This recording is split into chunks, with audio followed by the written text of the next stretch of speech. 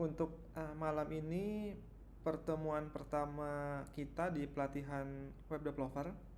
Sebelumnya perkenalkan nama saya Syahrijal Ali Sadikin. Saya domisili di Bekasi untuk saat ini dan pengalaman saya kurang lebih 5 tahun di web dev ini. Nah, mungkin nanti selama pelatihan, selama 3 hari ini, nanti kita pertama nanti saya akan jelasin dulu hari pertama itu secara teori dan mungkin nanti ada pertanyaan juga. Hari kedua nanti kita langsung praktek dan hari ketiga pun nanti praktek juga ya. Nah, selain itu nanti setiap pertemuan nanti ada tugas supaya nanti kita bisa nilai tugasnya apakah sesuai atau enggak gitu. Nah, dari pelatihan ini poinnya ada 3 yang dinilai. Pertama, nanti ada link pretest untuk ngisi soal. Selain itu, nanti ada dari kehadiran. Jadi selama 3 hari ini teman-teman apakah hadir semua atau enggak. Nah, ketiga nanti dari tugas-tugas. Apakah teman-teman tugasnya sesuai atau enggak gitu. Nah, nanti setelah teman-teman ikut pool, semuanya ngisi, nanti teman-teman dapat sertifikat pelatihan. Nah, mungkin setelah itu teman-teman akan mengikuti sertifikasi. Sertifikasi itu maksudnya nanti ada uji kom, teman-teman istilahnya diuji bahwa teman-teman mampu nggak untuk dapat sertifikasi itu. Nah, sebelum jauh mungkin kita boleh kenalan dulu dari teman-teman biar kenal juga. Boleh saya coba absen aja kali ya perkenalannya. Dari Mas Dapa dulu boleh perkenalan? Mas Dapa Izza. Eh, Baik, jadi perkenalkan nama saya Dafeza Bagustawan, biasa dipanggil Dava. Di sini mengambil web developer juga. Ini Mas perkenalan nama, terus domisili sama backgroundnya, terus kenapa ngikuti pelatihan ini gitu. Oke, bisa dipanggil Dava. Terus eh domisili dari Bandung. Terus eh eh, alasan mengambil tadi karena ini apa?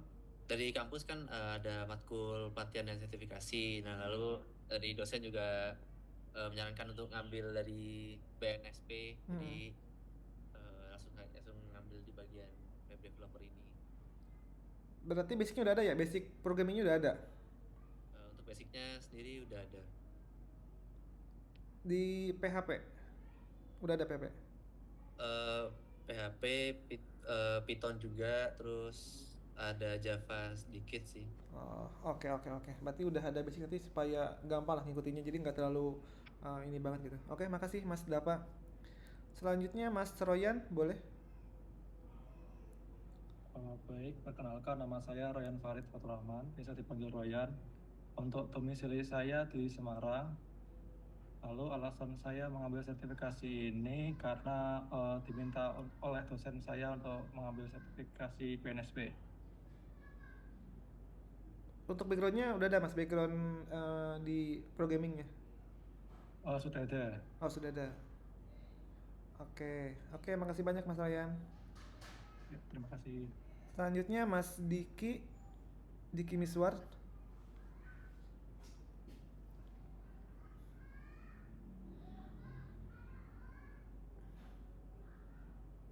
Oh, Mas Diki lagi sholat dulu ya.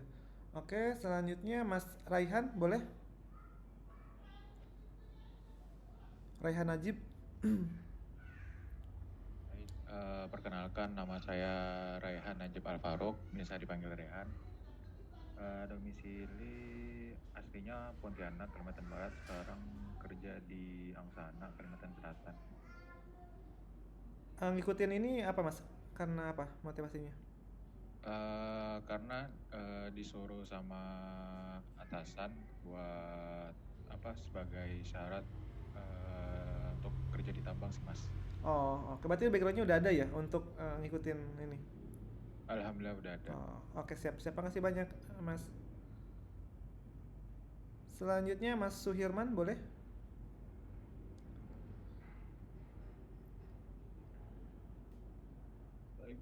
Assalamualaikum warahmatullahi wabarakatuh. Waalaikumsalam warahmatullahi wabarakatuh. Perkenalkan, nama saya Suirman. Saya domisili di Kota Kudus, Jawa Tengah. Kemudian alasan saya untuk mengambil pelatihan pada malam hari ini adalah untuk menambah sertifikat yang PNS PNS. Ada arahan dari pimpinan untuk memperbanyak sertifikat yang sifatnya PNS. Oke. Berarti backgroundnya udah ada belum mas pengalaman di web programming-nya? Ya, saya developer di kampus ya. Oh, oke. Ya, Siap, makasih banyak Mas Suirman. siap. Selanjutnya setelah Mas Suherman, Mas Aufeta Rizky. Baik, perkenalkan nama saya Aufeta Rizky, biasa dipanggil Veta. Untuk domisili saya sekarang berada di Bandung, dan untuk background saya sudah ada. Itu ada dari PHP, Python, sama JS. Terus untuk alasan kenapa saya mengambil sertifikasi ini itu untuk memenuhi mata kuliah sertifikasi yang ada di kampus saya, yang dimana minimal itu BNSP. Oh, oke. Iya, baik, terima kasih Mas Veta. Selanjutnya Mas Puad Nugraha. Selamat malam. Perkenalkan, nama saya Fuad Nugraha, biasa dipanggil Fuad. Saya domisili saya di Bandung. Background saya juga sama, PHP, Python, JS, dan saya juga mengambil sertifikasi karena kebutuhan kampus, ada mata kuliah sertifikasi yang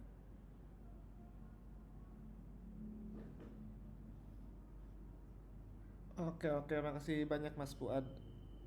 Selanjutnya Mas Pahuger Purut-Hita. Iya, perkenalkan nama saya Pahuger Purita Baik, domisili sama Bandung.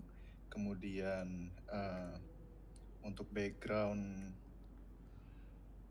sama PHP, JS, Python.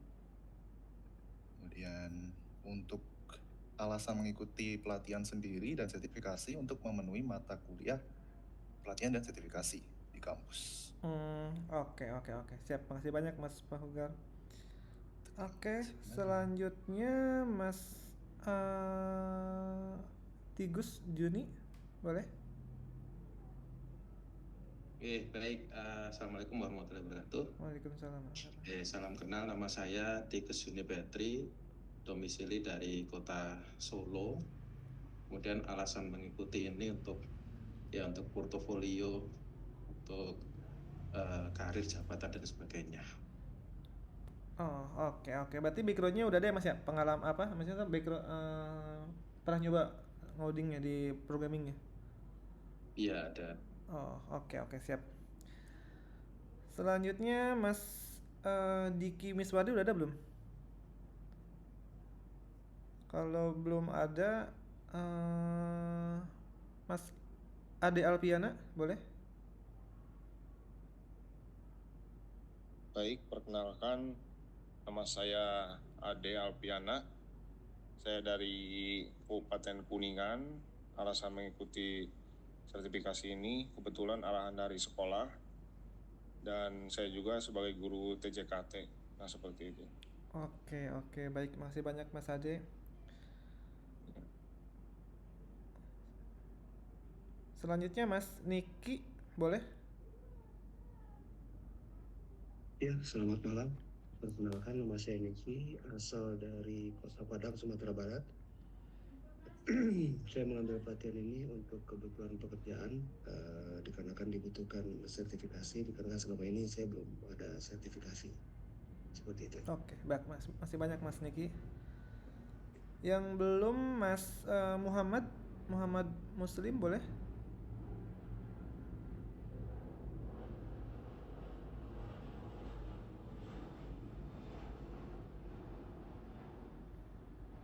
Kalau belum ada Mas Apisena Nabi Gani.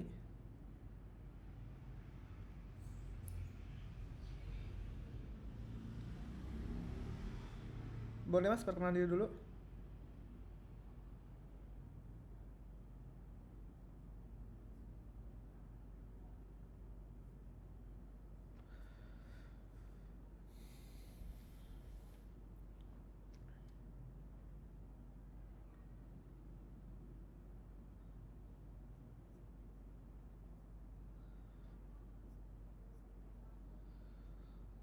Oke, ini Mas Avicenna nggak ada mic-nya ya?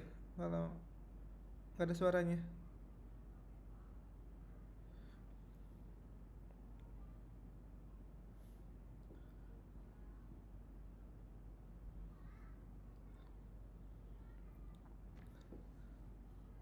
Oke, baik. Kalau ada lagi nggak yang belum kepanggil? Atau udah semua?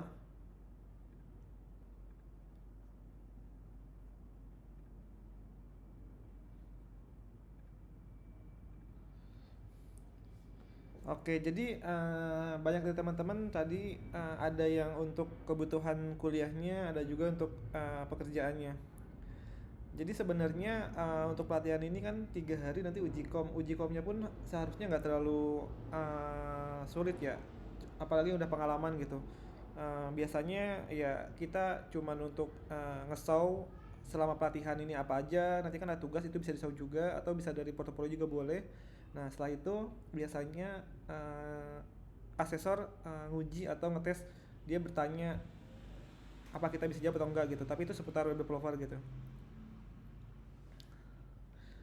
Nah, sebelum memulai mungkin teman-teman boleh mengisi dulu pretestnya, karena ini nanti akan jadi penilaian teman-teman semua ya. Saya coba share di chat untuk pretestnya.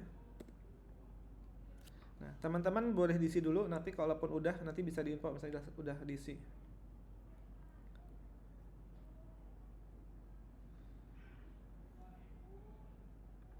Nah, mungkin sambil teman-teman buka atau ngisi pretestnya, saya coba izin share screen, saya jelasin dulu selama pelatihan ini nanti seperti apa.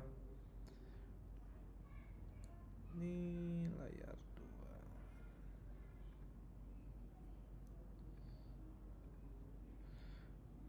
2. Udah tampil belum share screen-nya?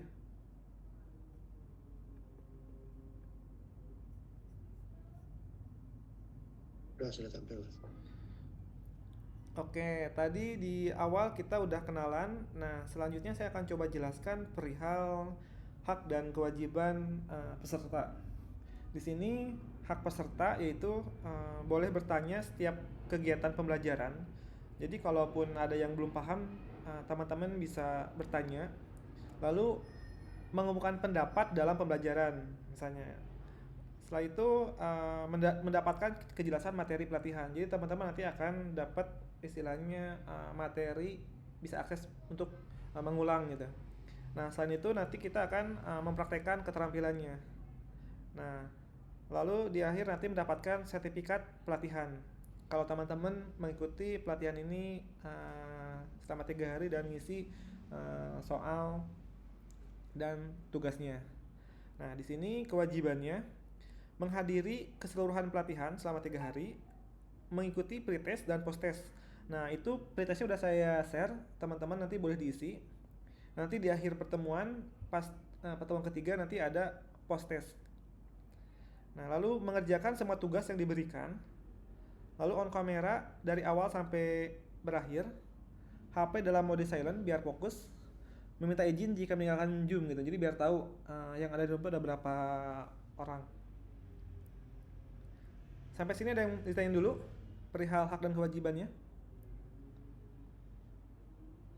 Kalau nggak ada, saya coba lanjut. Nah, di sini tujuan dan manfaat pelatihan.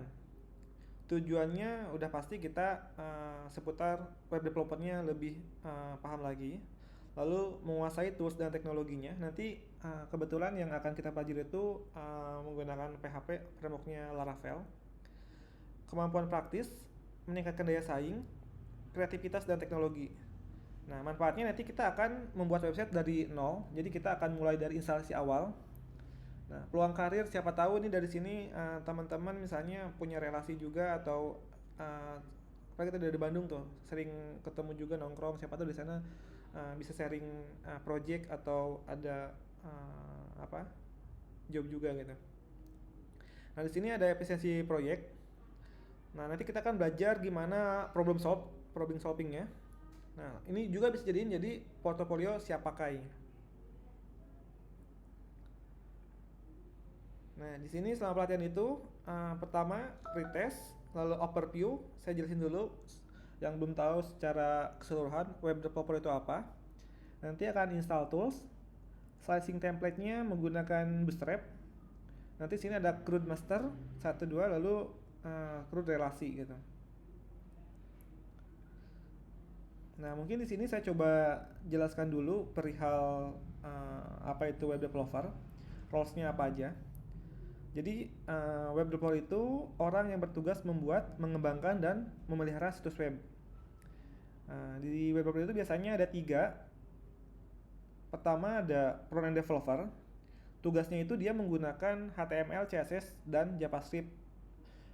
Mendesain dan membangun elemen visual interaktif yang berinteraksi langsung dengan pengguna. Nah, saat ini biasanya untuk front-end sendiri kebanyakan menggunakan misalnya library kayak React.js atau framework kayak Vue.js dan lain-lain. Nah, mungkin sekarang pun lagi hype ya dengan adanya AI, mungkin front-end developer ini agak sedikit istilahnya berkurang karena kita sedikit prom aja udah jadi gitu. Nah, selain front-end developer, di sini pun ada back-end developer. Back-end ini fokus pada logika server, basis data, dan API, menangani autentikasi, otorisasi, dan pemrosesan permintaan pengguna. Bahasa biasanya dari Python, Java, Ruby, PHP, JS, .NET. Kalau sekarang populer biasanya Golang. Nah, mungkin ini backend itu orang yang nggak kelihatan di layar apa ya, kayak istilahnya kalau di restoran itu kayak koki gitu. Jadi dia fokus di belakang untuk memasak gitu, memastikan semua masakan itu sesuai requestnya yang di depan gitu. Nah, selain front-end dan back-end, di sini pun ada full stack developer, yaitu yang menguasai front-end dan back-end, mampu bekerja di semua lapisan aplikasi dari UI UX hingga server database. Jadi full stack ini ya istilahnya menguasai kedua elemen ini bahkan sampai ke server juga biasanya.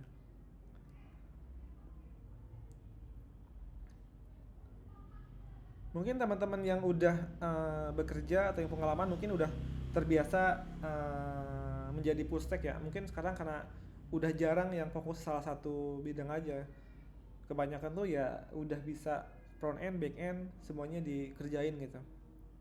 Kecuali kalau yang perusahaan-perusahaan yang lumayan besar mungkin itu udah dibagi divisinya atau tasknya gitu. Nah, di sini framework dan toolsnya kita akan menggunakan Laravel, framework PHP open source yang digunakan untuk mengembangkan aplikasi web dengan fitur-fitur modern dan powerful. Ya, salah satunya di sini ada MVC Veteran. Jadi kalaupun teman-teman misalnya dapat project dari yang lain selama menggunakan Laravel, biasanya konsep itu MVC ya, ada model, view, controller. Itu nggak jauh dari sana. Walaupun beberapa case misalnya kalaupun yang lebih advance lagi misalnya menggunakan repository Veteran segala macam, tapi itu nggak jauh dari MVC-nya sebenarnya. Nah, lalu ada Eloquent ORM yang membuat coding itu menjadi simple dan elegan.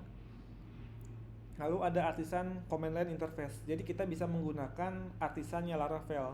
Misalnya kita membuat model, kita bisa cukup menggunakan PHP Artisan make model gitu. Itu nanti kita dibuatin filenya. Nanti kita akan praktekkan pas pertemuan kedua.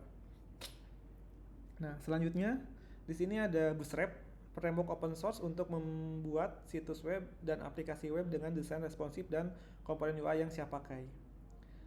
Nah, sebenarnya biasanya di front end ini selain Bootstrap yang populer sekarang ada Tailwind.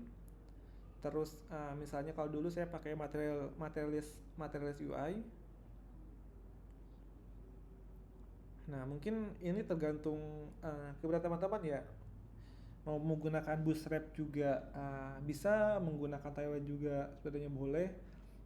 Yang penting hasilnya sesuai harapan gitu. Kadang user kan kadang nggak tahu gitu kita menggunakan apa, yang penting UI-nya menarik gitu. Nah, nanti install tools itu teman-teman bisa install XAMPP untuk web servernya, atau misalnya kalaupun Laragon, paling Laragonnya versi 6 karena yang terbaru udah berbayar. Lalu nanti teman-teman install juga Composer untuk dependency manager PHP-nya. Nah, untuk text editornya teman-teman bisa menggunakan VS Code, bisa menggunakan Sublime atau yang lain, misalnya kayak PHP Storm, atau terakhir saya coba Coder, ya itu bisa sesuaikan dengan kesukaan teman-teman ya, yang digunakan di lokal seperti apa. Nah, mungkin nanti kita akan coba setup untuk di awal, dari pertama install Laravel-nya, terus cek PHP-nya apakah udah sesuai atau belum, cek Composer juga, lalu cek versi Laravel-nya apakah udah sesuai atau belum. Nanti kita coba running. Nah, selain itu nanti kita akan konfigurasi database-nya supaya connect ke database. Nah, mungkin ini sedikit share yang saya coba jelaskan. Teman-teman ada pertanyaan dulu nggak dari yang udah saya coba jelaskan?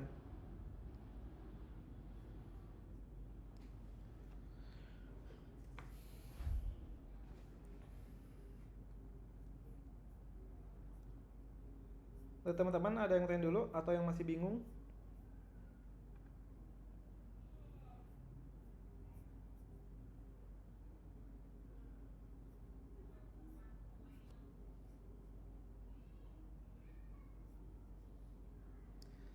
Mungkin nanti kalau penjelasan saya terlalu kecepatan, teman-teman bisa info ya. Takutnya saya terlalu terburu-buru dalam menjelaskan. Teman-teman boleh ngasih info kalau Mas kayak kurang paham nih untuk penjelasan ini gitu. Untuk pretestnya teman-teman udah diisi? Atau lagi ngisi?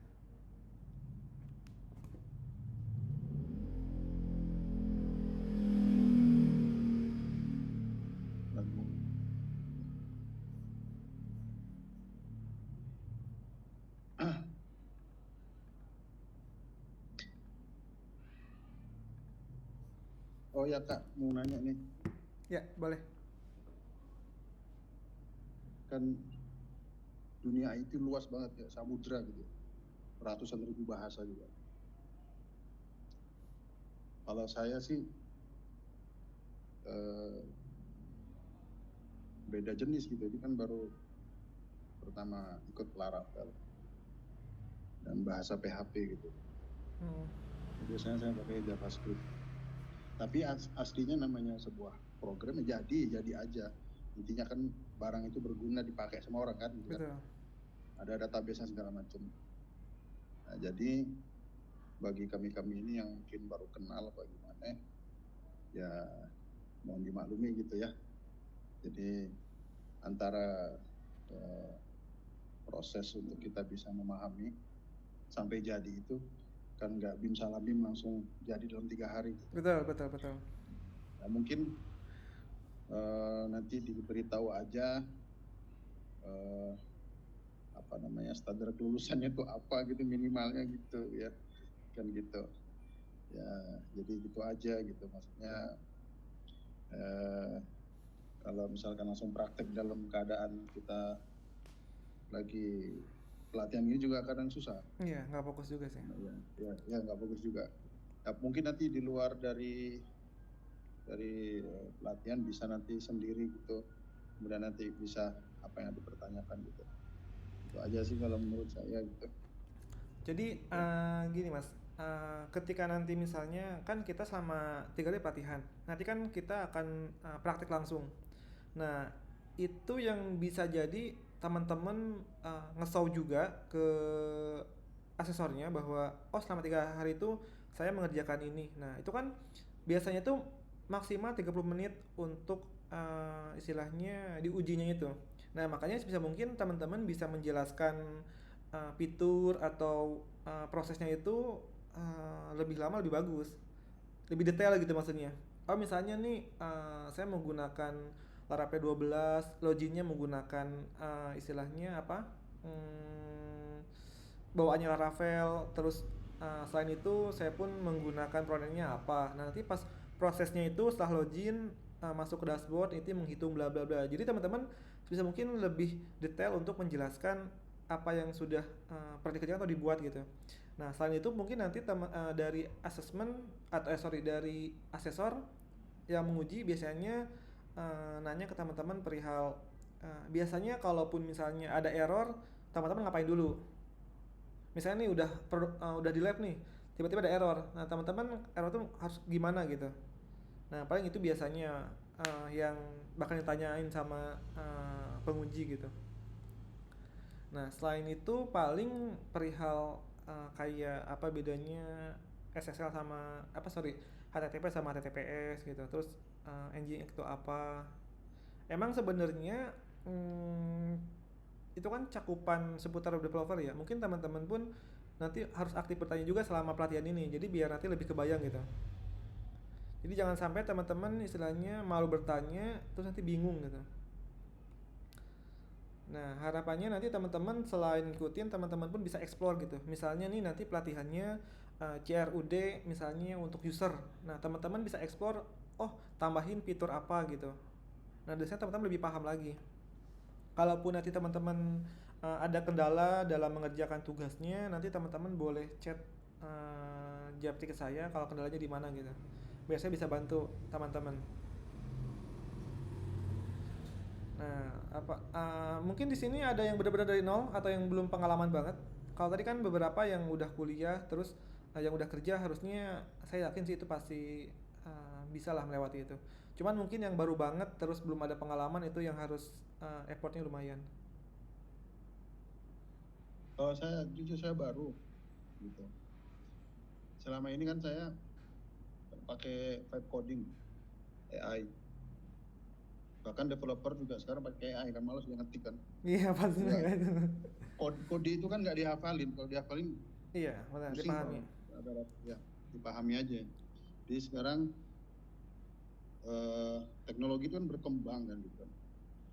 Kalau membuat sebuah sistem ya yang udah terkenal ya yang udah umum ya Laravel gitu kan, pakai bahasanya PHP segala macam gitu, nanti di live kan di web. Nah ini saya sama sekali ini baru di Laravel ini gitu. Di Laravel sama sekali baru, tapi saya sudah mengeluarkan produk, sudah aplikasi tapi tidak pakai bahasa Laravel, pakai JavaScript. Bahkan awal saya buat pakai vanilla JavaScript, es krim yang ada rasanya gitu, ya kan? Vanilla. Baru saya mencoba pakai Vue itu cara baca gimana? Vue.js. Nah, ya Vue.js. Dan saya langsung live codingnya gitu di GitHub, sama nanti gabung sama database miliknya Cloudflare. Jadi juga aplikasinya jadi. Dan jadi udah dipakai sama lembaga gitu. Cuman ya ini nggak tahu nih bahasanya gimana gitu loh. Nah, pertanyaan saya begini Mas, apakah sertifikasi ini harus expert baru bisa dapat sertifikat gitu, atau ya ikut begini kemudian paham-paham dikit, nilai kecil aja lulus gitu deh yang penting gitu. Dan saya juga jujurnya nggak untuk nyari kerja juga gitu. Iya. Karena background saya bukan IT, background saya guru biasa gitu, guru biasa.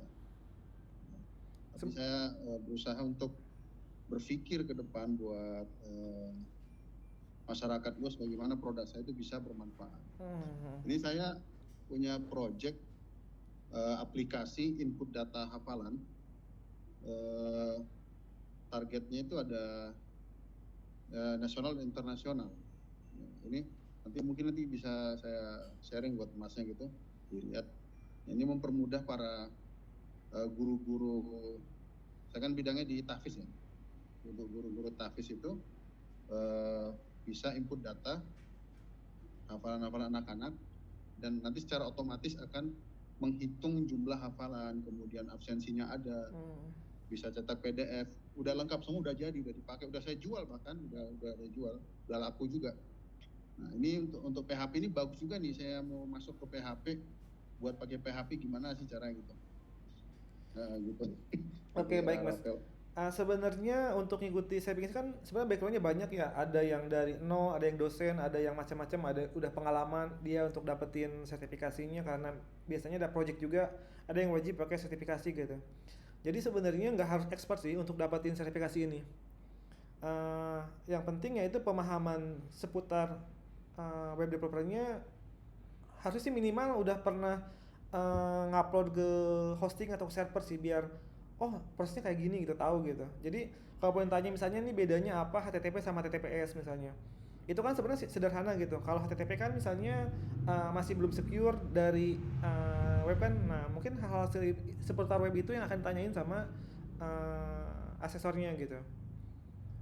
Nah harusnya sih udah basic pemahaman pun udah bisa istilahnya apa, lulus tanpa harus expert banget. Yang penting ya saya bilang tadi, tipsnya tuh penjelasan kita pas selama uji komnya itu lebih mendetail gitu, supaya waktu untuk dia bertanya tuh gak terlalu banyak gitu. Itu harusnya bisa sih. Cuman nggak apa-apa, nanti pun kalau nggak salah ada nanti bisa tanya ke admin. Kalaupun misalnya pas uji kom itu nggak lulus, apakah ada waktu untuk istilahnya mengulang atau seperti apa, nanti bisa dikonfirm lagi ke adminnya ya kalaupun perihal itu. Soalnya saya belum tahu lebih detail perihal uji komnya. Oke, yang lain ada lagi pertanyaan?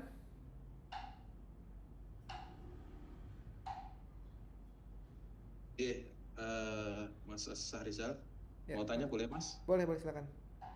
Oke, baik. Saya baru tahu ya tadi ketika di ruang utama dan di sini, untuk memastikan saja sih supaya kita ada bayangan. Berarti ini training dan uji komnya itu dua lembaga yang berbeda ya berarti ya. Kemudian nanti mungkin bisa dijelaskan sedikit bayangan uji komnya itu seperti apa. Kalau dilihat di webnya itu kan ada apa ya, semacam kurikulum atau apa itu ya, ada melaksanakan cut over, kemudian melakukan pemantauan sampai poin mengelola ruang lingkup proyek kan ada itu tuh. Kita kan bacanya berarti nanti uji komnya kan mengenai 22 poin itu kan hitung ya. Berarti apakah nanti pelatihannya itu, kalau bayangan kita kan berarti pelatihannya itu kan menjawab 22 itu kan 22 jenis yang ada di web itu kan berarti. Mungkin bisa diceritakan nanti uji komnya itu seperti apa, apakah tanya jawab atau mengerjakan soal atau bikin proyek atau bagaimana. Sama ini tadi antara training sama uji komnya itu apa dua lembaga yang berbeda tapi ininya sama atau gimana? Begitu. Baik Mas, coba saya jelaskan ya. Jadi emang untuk pelatihan sama uji kom tuh nggak boleh dalam satu lembaga. Makanya ada dua lembaga, satu untuk pelatihan, satu untuk uji komnya misalnya. Nah setelah itu nanti teman-teman biasanya H-1 ada istilahnya bimbingan untuk mengisi data LSP-nya. Misalnya nih kayak ikut pelatihannya di mana, nanti ngupload ijazah terakhirnya di mana gitu. Nanti ngajukan sertifikasinya apa, nanti akan dibantu sama LSP yang uji komnya. Nah setelah udah mengisi, nanti tinggal nunggu jadwal uji komnya. Biasanya kan teman-teman ini dapat antrian, misalnya nih Mas Tigus antrian ketiga misalnya di jam 11 misalnya. Nanti nunggu di sana pas udah waktunya masuk ke room untuk uji kom. Jadi nanti teman-teman pasti punya jadwal masing-masing. Gak mungkin serentak bareng. Misalnya nih ada yang jam mulai, misalnya jam 9 mulai. Ada yang pertama jam 9, kedua jam 9.30 misalnya. Ketiga jam 10 misalnya. Nanti itu sesuai yang disetting sama LSP-nya. Nah, ketika mulai nanti biasanya tuh teman-teman ngisi dulu kayak pretest barusan. Ada soal untuk istilahnya apa ya, kayak pretest gitu. Tapi ini untuk uji komnya. Nah, ketika nanti ada hasilnya minimal 70 pada 80, dinyatakan lulus, baru bisa ngikutin step masuk ke ruang uji komnya. Nah, saat uji kom, mungkin nanti kayak barusan ini perkenalan dulu, bla bla bla segala macem, baru kita nge-show bahwa oh ini dalam pelatihan kemarin atau misalnya yang pernah dikerjain membuat sistem apa gitu. Kita jelasin dulu, mungkin jelasin tergantung dari teman-teman, bisa 10 menit atau berapa menit itu sesuai dengan teman-teman aja. Lebih lama lebih bagus supaya detail gitu. Nah, setelah nanti kita selesai, mungkin dia akan bertanya beberapa pertanyaan seputar web developer. Misalnya nih kan kadang mungkin dia nanya udah ada rulesnya, kadang ada yang randomnya gitu. Misalnya oh gimana nih kalaupun ngedebug error di web gimana misalnya. Kita bisa nge-show oh ngedebugnya kayak gini, kalau di Laravel misalnya pakai dd bla bla bla gitu. Terus errornya dibuat false dulu, true misalnya biar ketahuan kalau ada error tuh muncul errornya gitu. Nah misalnya terus kalaupun udah live terus tiba-tiba lemot atau istilahnya apa tuh nggak bisa diakses, itu harus gimana kita nge-solve-nya gitu, step by stepnya gimana. Kan nggak mungkin kita misalnya udah error udah di live di server tiba-tiba solve-nya oh kita buka VS Code kita ngoding lagi gitu kan, itu stepnya lumayan ini. Mungkin itu sih gambaran untuk seputar uji komnya. Nanti ada pertanyaan-pertanyaan yang kadang saya pun itu di luar ini sih, tergantung pengujinya gitu. Cuman cakupannya seputar web development aja.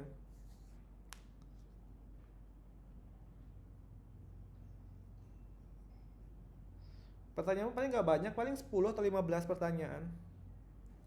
Setelah itu selesai, mungkin nanti dapat info bahwa Anda dinyatakan kompeten enggaknya di website setelah kita register, bahwa Anda kompeten enggaknya.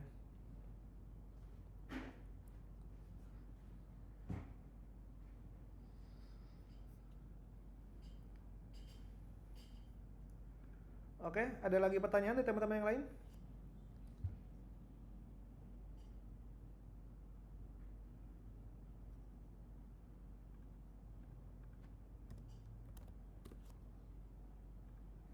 Kalau nggak ada, saya coba sambil share screen ya.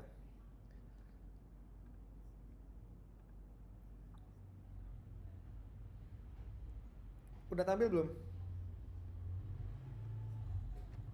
Udah. Nah, di sini saya akan coba menjelaskan panduan web developer ya. Pertama, saya akan coba jelaskan perihal database dengan SQL. Nah, di sini apa itu SQL? Jadi SQL itu kalau simpelnya itu kita ngobrol sama database kayak ngasih perintah untuk ngambil, tambah atau ubah data.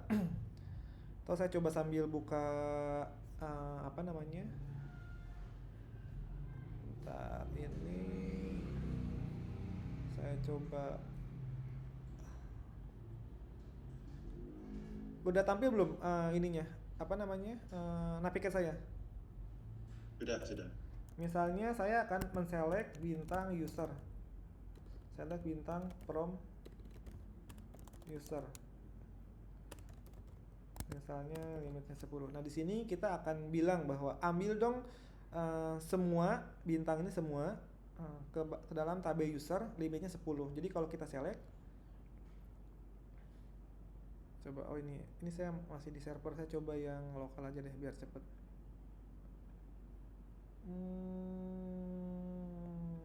Coba.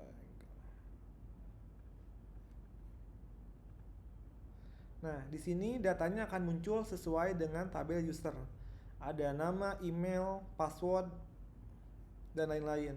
Ini karena kita ngambil semua. Kalau kita ambil misalnya, kita cukup ngambil name-nya aja misalnya. Nah, di sini yang akan muncul cuman namanya aja. Jadi ini sesuai dengan kebutuhan teman-teman. Nah, misalnya tadi selain di sini ada select untuk ambil data, ini bisa juga insert. Jadi kita bisa nambah data, lalu bisa update, lalu bisa delete juga gitu. Jadi sebenarnya pemahamannya tanpa istilahnya connect ke Laravel atau ke itu pun kita bisa query itu. Cuma kan nggak mungkin kita setiap ngupdate harus buka Navigate atau MySQL-nya gitu. Nah ini harusnya kalau basic ini teman-teman mungkin udah biasa ya, kalau yang udah biasa ngoding atau apalagi udah kerja mungkin udah familiar dengan select atau misalnya update user, misalnya setnya namanya diganti misalnya jadi misalnya where. Jadi jangan sampai kita ngupdate data ini lupa gitu where-nya gitu. Ini bisa kacau nih.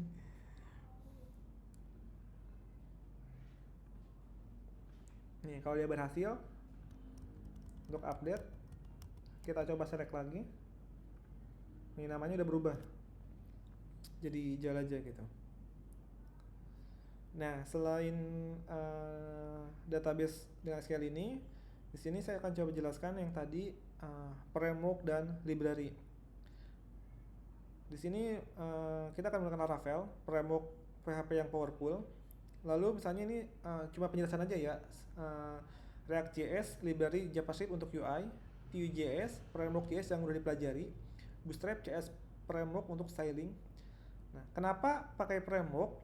Biar coding lebih cepat, rapih, dan nggak perlu bikin dari nol, kayak pakai template yang udah jadi. Jadi kalaupun misalnya teman-teman nih misalnya pakai PHP native misalnya, kan nggak kebayang tuh bikin satu file, misalnya login, bikin satu file itu. Nah, sedangkan kayak pakai Laravel, kita udah disiapin untuk routingnya, untuk controllernya, untuk modelnya. Jadi kita nggak dari nol, kita udah ada istilahnya kalau bangun rumah tuh kita udah ada bahan-bahannya yang siap pasang-pasang aja gitu, nggak harus dari awal banget. Jadi itu untuk mempermudah, selain mempermudah, dia untuk mempercepat proses development juga.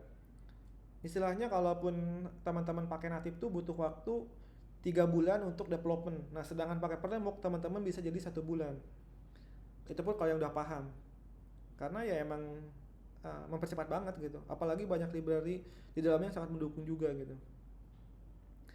Nah mungkin di sini selain keluarga JS ini lumayan banyak ya. Keluarga JS tuh dia kadang cepet banget update-nya, tiba-tiba keluar aja yang baru gitu. Kayak yang terbaru tuh misalnya di JS tuh kayak backend-nya sekarang Hono.js kalau nggak tahu apa gitu loh. Kadang ya itulah, kadang teknologi cepet update tuh ya, kita tidur aja tiba-tiba besok udah ada yang baru gitu. Tapi selama fundamentalnya kita kuat ya kita jangan khawatir gitu. Apalagi Laravel sendiri gitu. Dulu saya pun masih belajar tuh di Laravel 6 kalau nggak salah. Ya setiap update Laravel udah pasti ada pembaruan gitu. Ya kita harus ikut update juga dari 6 ke 7, terus 7 ke 8. Nah 7 ke 8 tuh agak lumayan beda tuh perubahan routingnya. Terus 8 ke 9, 9 ke 10, 10 ke 11, 11 ke 12 sekarang terakhir. Ya lumayan cepet juga sih, rata-rata misalnya hampir setahun update versi gitu. Nah mungkin kalaupun dulu saya sebelum ke Laravel dulu belajarnya coordinator. Nah mungkin teman-teman juga udah ada yang pernah pakai juga untuk istilah CI atau coordinator itu. Konsepnya pun sama, dia MPC. Malahan yang terbaru dia versi 4, dia ngikutin Laravel gitu, dari styling dia, artisannya.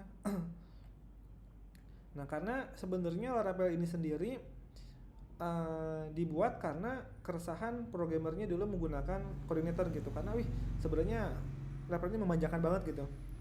Mulai dari tadi ada artisannya, apalagi sekarang ada AI yang MPC boost itu membuat rule-nya, kalau kita bikin komen ya harus ada rules-nya dulu gitu. Nah selain itu di sini ada testing dan UAT. UAT adalah user accepted testing. Jadi testing terakhir yang dilakukan sama user buat mastiin aplikasi sudah sesuai kebutuhan atau mereka gitu. Nah, jadi UAT ini sangat penting ya. Biasanya kalau dalam satu project itu kita nggak mungkin tiba-tiba development terus update ke server untuk live gitu. Nah, walaupun di beberapa perusahaan masih ada yang menggunakan itu. Nah, tapi secara rule-nya harusnya kita ada UAT dulu atau staging dulu sebelum ke production atau dipakai sama user gitu. Itu untuk memastikan semua fitur tuh berjalan dengan seharusnya gitu.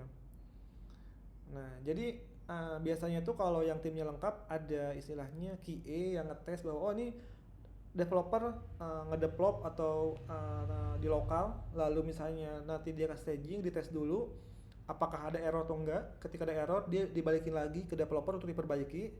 Setelah perbaiki dia update lagi, nanti tes lagi, oh sesuai, baru dia bisa update ke live gitu. Itu untuk memastikan bahwa user tuh nggak ada kendala, nggak ada problem ketika dipakai gitu. Jangan sampai tiba-tiba ke lab problem, error atau apa itu muncul. Jadi kan user pun bisa wah nggak nyaman pakainya, kok ini sistem banyak error gitu. Nah, di sini cara kerjanya untuk testing UAT itu bikin scenario testing, user cobain fitur, catat hasilnya apakah sesuai atau enggak. Terus kalau ada masalah, jadi kalau ada error tadi saya bilang balikin lagi ke programmer atau developernya bahwa oh ini ada error nih, perbaiki gitu. Nah, di sini salah contohnya misalnya kita di toko online ya.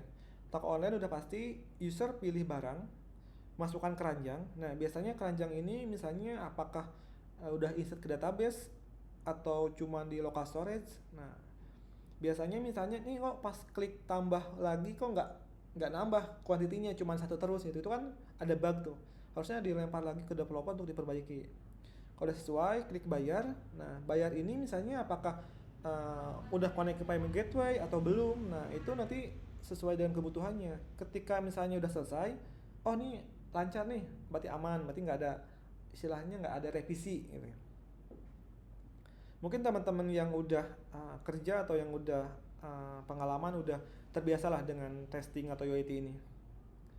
Nah, mungkin bagi yang masih belajar mungkin baru kebayang oh ternyata misalnya nanti itu ada tahap untuk istilah testing dan UAT. Sampai sini teman-teman ada yang tanya dulu perihal yang udah saya jelaskan? Entah itu testing, entah itu framework, entah itu database.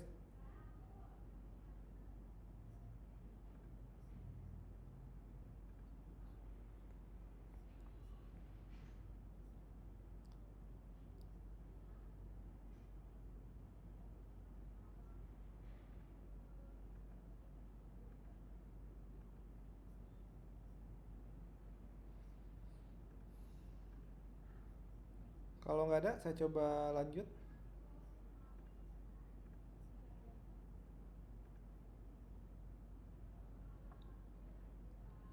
Nah, di sini ada monitoring aplikasi. Kenapa monitoring? Biar tahu aplikasi kita sehat atau sakit, kayak cek kesehatan rutin gitu. Jadi biasanya misalnya nih tiba-tiba, Mas ini sistemnya lemot misalnya. Itu kan kadang kita kalaupun lemot itu faktornya bisa banyak gitu, nggak cuma sistem doang gitu. Bisa aja oh jaringannya emang problem gitu. Tapi kita pun harus cek dari segi sistem kita bahwa biasanya misalnya cek dulu di servernya apakah dia CPU-nya 100% merah enggak, terus misalnya RAM-nya habis enggak, respon time-nya seperti apa gitu. Nah, itu kita harus istilahnya paham juga gitu, jangan sampai biasanya ketika Mas ini lemot ya udah restart aja laptopnya gitu. Jangan sampai kita ngelakuin hal yang di luar dugaan gitu. Makanya kita penting banget untuk monitoring gitu. Nah, selain itu biasanya misalnya ngeceknya itu oh ini servernya aman nih, oh ternyata misalnya ada query yang berat. Itu sering banget gitu.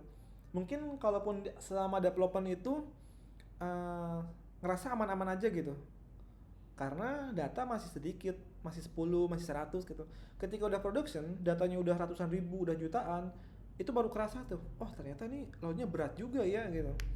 Nah, mungkin itu pun nanti harus paham gimana cara nge-stopnya atau monitoringnya gitu. Kita biar tahu istilahnya fitur mana atau query mana yang berat harus kita perbaiki atau optimize lagi gitu. Jangan sampai nih respon untuk get user aja misalnya 2 menit gitu. Nah terus di optimize lagi misalnya jadi 1 menit, ubah lagi jadi berapa detik gitu. Itu penting banget ya.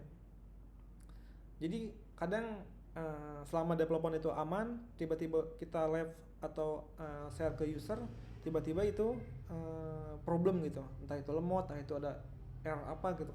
Karena ya selain data kita beda, data lokal sama data server, itu juga mempengaruhi gitu. Apalagi yang biasanya user Windows itu di lokal misalnya aman, tiba update ke server tiba-tiba error gitu. Itu biasanya case sensitive pun ngaruh gitu. Besar kecilnya penamaan file juga itu bisa berpengaruh gitu.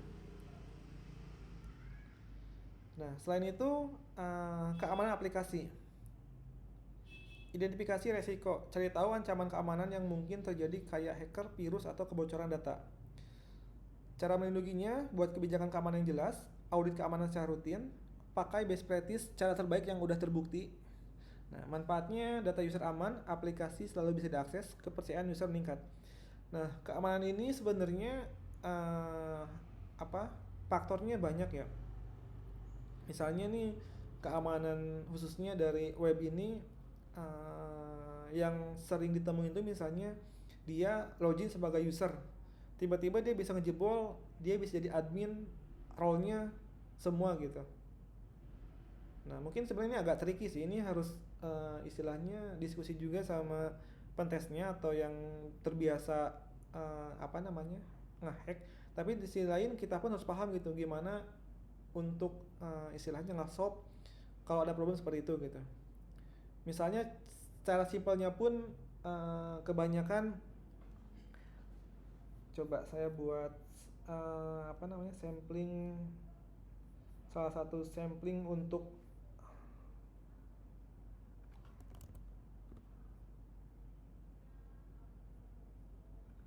misalnya kita akses routingnya tuh, itu kalaupun istilahnya nggak dibatasin, routingnya itu bisa siapa aja akses gitu. Harusnya beberapa privilege aja yang diperbolehkan gitu. Nah selain itu kadang selain dari sistem kita yang istilahnya coba diubah-ubah, kadang dia ngarahnya tuh INV. Itu sering banget yang coba ngakses INV itu apa, karena di dalam INV kan ada untuk akses ke database gitu. Itu dia biasanya coba nyari celahnya tuh. Kalau udah masuk database kan biasanya dia bisa ngapa-ngapain, entah itu delete data, entah itu misalnya ngubah data segala macem gitu. Karena itu case banyak banget yang bisa jebol juga tuh.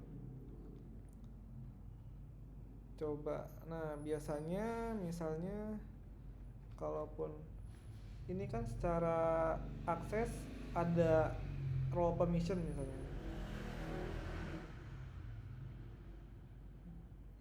Contohnya nih role permission ini, usernya super admin, dia nggak boleh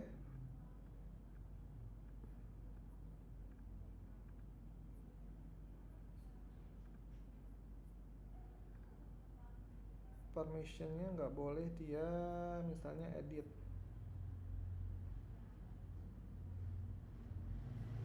Oh ada, role-nya nggak boleh delete misalnya.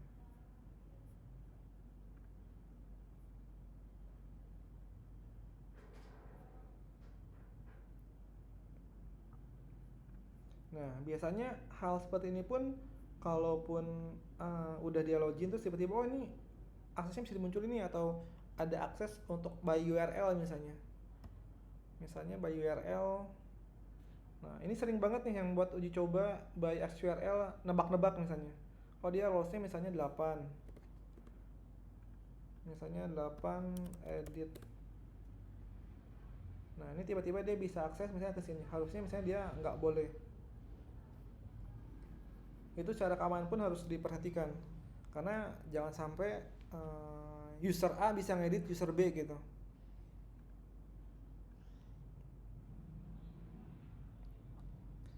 Nah selain itu di sini ada migrasi dan update. Migrasi dan update ini adalah misalnya kita harus perencanaan dulu, tentuin kapan migrasi, siapa yang ngerjain, dan apa yang perlu disiapkan. Jadi saya pernah ada salah satu klien, dia pengen migrasi dari desktop ke website gitu. Kebetulan ya dia desktopnya tuh menggunakan PB, dan update ke website saya menggunakan Laravel gitu. Nah saat saya mau migrasi itu, saya udah pasti nentuin nggak mungkin migrasinya itu saat sistem itu digunakan sama user gitu. Nah selain itu saya bikin tim siapa aja yang bisa ngerjain nih untuk migrasi ini. Misalnya nih, kita udah tahu nih fiturnya apa aja yang mau kita develop di webnya itu, terus berapa lama timeline segala macam, udah tahu baru kita eksekusi gitu. Nah selain itu persiapan datanya jangan sampai data yang dari sistem lama ke sistem baru itu tiba-tiba nggak sesuai gitu.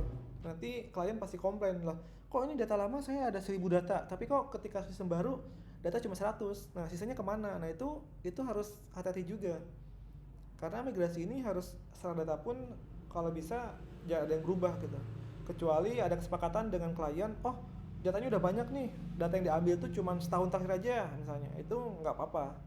Yang penting udah ada kesepakatan sama klien gitu, atau yang mau kita migrasi.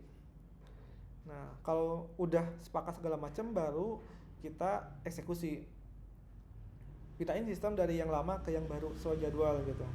Karena tadi di awal udah ada timeline, misalnya persiapan migrasi itu butuh waktu 3 bulan misalnya. Nah karena istilahnya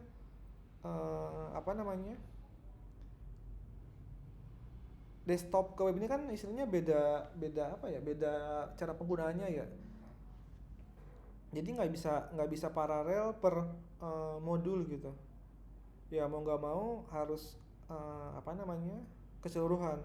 Kecuali kalaupun sama-sama web, misalnya dari web awalnya dari Laravel migrasi misalnya atau ke Go supaya lebih cepat, itu mungkin bisa step by step, pelan-pelan by modul gitu. Mungkin karena ini migrasinya sebelumnya saya dari desktop, ya saya mau nggak mau migrasinya harus keseluruhan. Nah selain itu di sini ada manajemen proyek. Jadi manajemen proyek ini untuk perencanaan. Ini ada hubungannya dengan yang tadi di atas ya. Untuk perencanaan tentuin tujuan, deadline, dan tim yang terlibat dalam proyek. Jadi selain perencanaan kita pun harus koordinasi. Pastiin semua tim berkomunikasi dengan baik dan kerjasama yang solid. Jadi jangan sampai istilahnya komunikasi antara front end dan back end itu beda. Misalnya nih, oh saya butuh datanya di limit 10 misalnya, tiba-tiba back end ngasih semua data gitu, itu kan nanti bisa jadi problem ya kalau datanya udah banyak. Nah makanya koordinasi timnya itu sangat penting gitu. Nah selain itu pantau progres proyek dan cari solusi kalau ada masalah.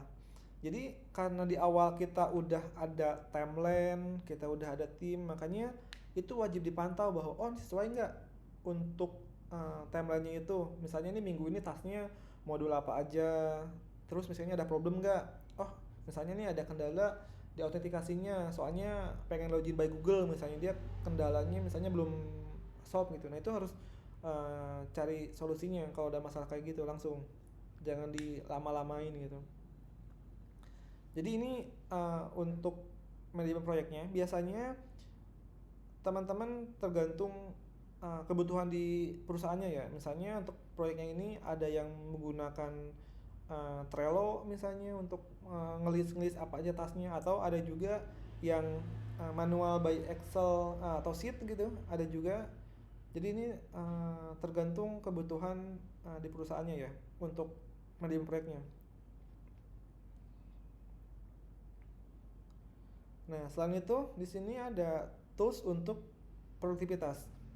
Nah, di sini untuk text editornya, teman-teman bisa menggunakan VS Code, PHP Storm, tempat codingnya nyaman terserah teman-teman. Apakah ada yang lain juga boleh. Jadi nggak ada keharusan menggunakan apa. Yang penting teman-teman bisa mulai ngoding. Nah, di sini Git buat nyimpen kodenya dan atau kerja tim. Jadi teman-teman jangan sampai kodenya itu cuma di lokal doang gitu. Nanti kalau ada problem PC-nya nggak bisa mati atau rusak, itu ribet juga. Makanya simpen di Git atau GitLab misalnya.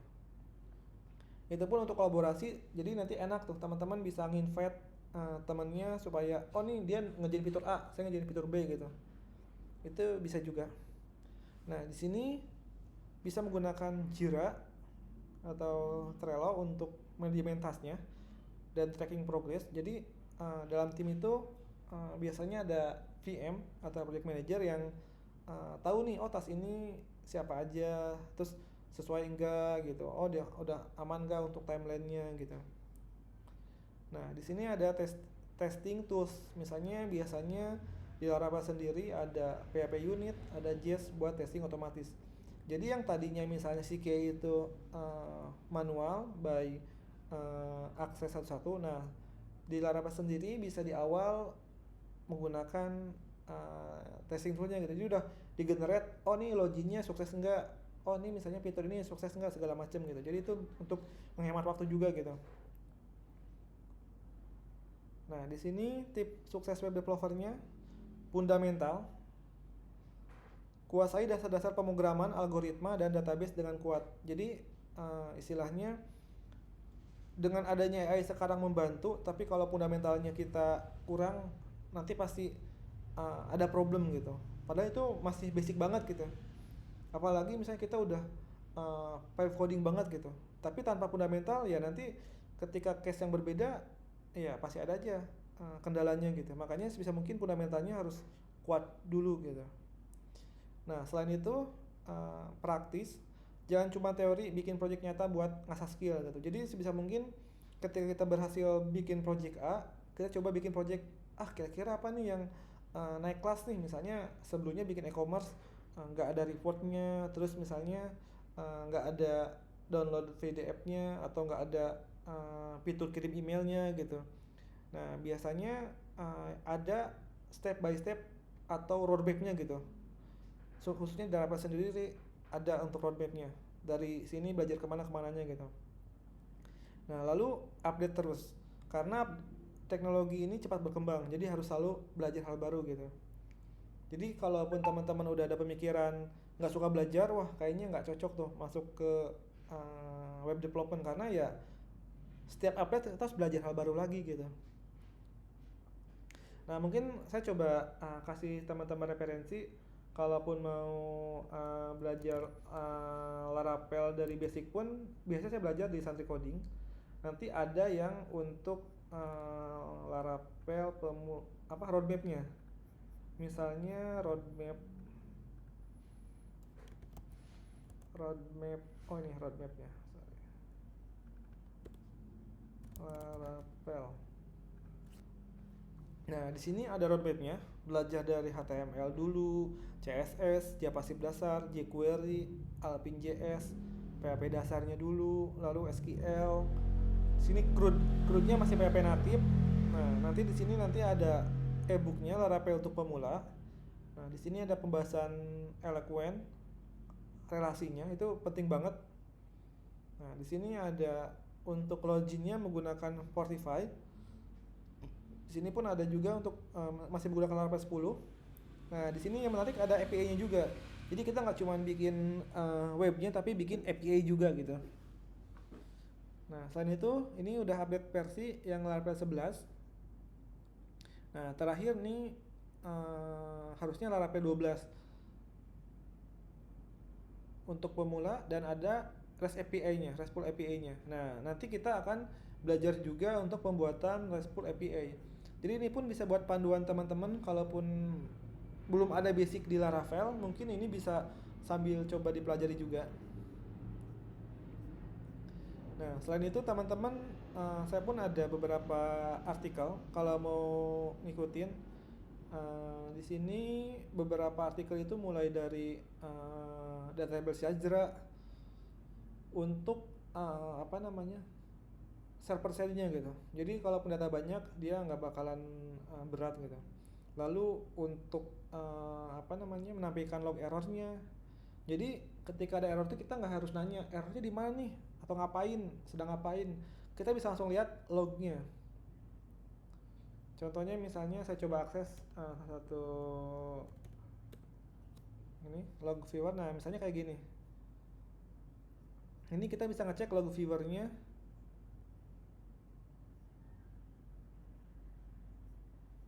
Errornya di mana aja. Ini biasanya lagi ngedown. Kalau lagi ngedown dia banyak error.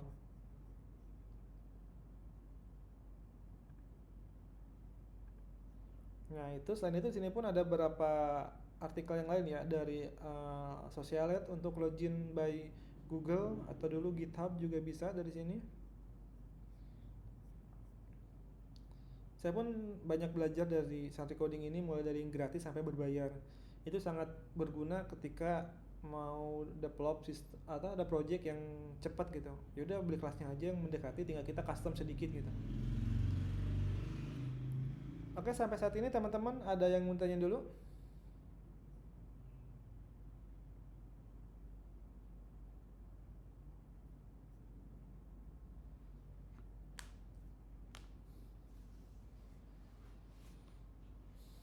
Untuk nanti kita ngoding manual ya, maksud itu masih istilahnya nggak menggunakan AI,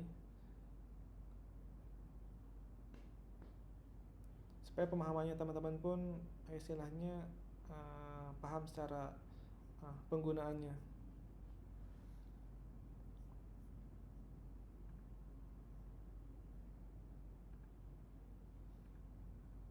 Boleh sharing, Mas? Boleh Mas, silakan Mas. Jadi yang diceritakan sama Mas tadi semua alur-alurnya sudah saya rasakan semuanya. Dari case, keluhan pelanggan, kan saya tes itu di pelanggan ada ratusan orang yang input data ratusan orang segala macam. Itu udah semuanya. Cuman ya itu lagi, saya harus belajar bahasa baru. Jadi kalau kita bilang istilahnya sertifikasi ini kan namanya teknologi luas Mas gitu. Maksudnya gitu luas. Nah, saya takut malah saya udah sukses di sini, sertifikasi ini malah nggak lulus kan aneh, bin aja gitu. Karena saya produk udah jadi.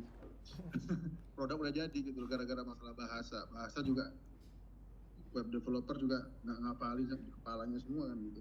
Paling pemahaman paling yang ngetik-ngetik juga dibantu dengan typing yang udah keluar sendiri gitu. Nah itu jadi ya mungkin nanti bisa dibocorin lah kisi-kisi apa yang keluar di ujian nanti, sertifikasinya apa, atau kita buat produk dari Laravel tadi kita terangin, oh nilainya segini, ya udah bisa gitu. Kalau nanti kan ditanyain sama asesor kita nggak tahu, udah ikut trainingnya udah bayar segala macam, nggak lulus bingung juga, padahal ya teknologi sekali lagi luas gitu. Iya. Gitu, makasih. Paling sih ya tadi saya bilang untuk asesornya pun seputar istilahnya apa training ini, terus yang udah saya jelasin juga kayak tadi perihal manajemen proyeknya atau misalnya debuggingnya seperti apa. Harusnya sih kalaupun teman-teman udah apalagi udah develop sampai hosting server udah paham lah, maksudnya problemnya seperti apa, harus ngapainnya, jadi jangan khawatir harusnya.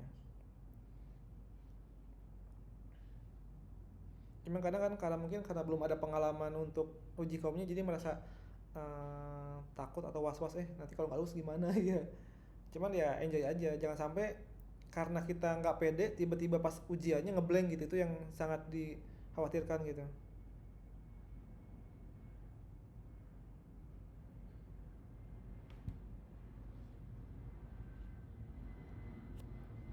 Mungkin sedikit bocorannya kayak hal sederhana, misalnya bedanya apa Apache sama Nginx misalnya.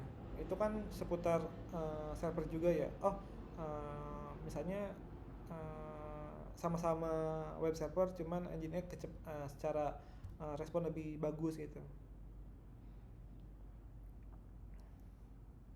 Makanya harapannya teman-teman kalaupun udah pernah sampai nge-hosting atau ke server itu nanti lebih mudah lagi. Apalagi Mas Diki tadi udah punya produk, istilahnya itu kan udah launching juga. Jadi seputar problem-problem apa yang di web developer ini harusnya udah ngalamin juga gitu. Tinggal curhat aja jelasin. Case-nya kalau problem kayak gini harus ngapain, harus gimana gitu. Solusinya apa. Contohnya kayak tadi misalnya punya produk itu yang akses 1000 berbarengan gitu. Tiba-tiba ngedown gitu. Nah itu harus ngapain misalnya. Oh saya biasanya restart servernya gitu.